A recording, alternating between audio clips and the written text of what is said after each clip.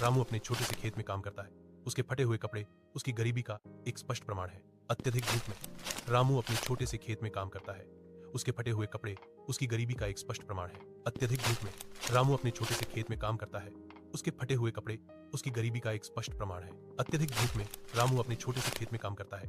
उसके फटे हुए कपड़े उसकी गरीबी का एक स्पष्ट प्रमाण है। अत्यधिक धूप में रामू अपने छोटे से खेत में काम करता है। उसके फटे हुए कपड़े उसकी गरीबी का एक स्पष्ट प्रमाण है। अत्यधिक धूप में रामू अपने छोटे से खेत में काम करता है। उसके फटे हुए कपड़े उसकी गरीबी का एक स्पष्ट प्रमाण है। अत्यधिक धूप में रामू अपने छोटे से खेत में काम करता है।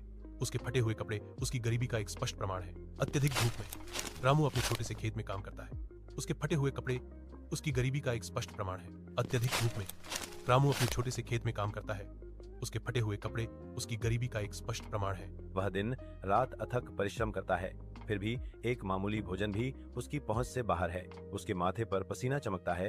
हर बूंद अड्डिक धरती के खिलाफ उसकी अंतहीन लड़ाई का प्रतीक है। कठोर धूप के नीचे रामू तनावग्रस्त है। प्रत्येक पत्थर दूर के गांव में उसके थके हुए कंधों पर एक बोझ है। थकान से भरा उसका चेहरा अपने खेतों को वापस पाने की एक मौन प्रतिज्ञा को दर्शाता है। आशा से प्रेरित होकर वह दर्द से गुजरता है, पत्थर से पत्थर, भविष्य की फसल की ओर। तेज धूप में रामू अपने जीवंत खेत में कड़ी मेहनत करता है।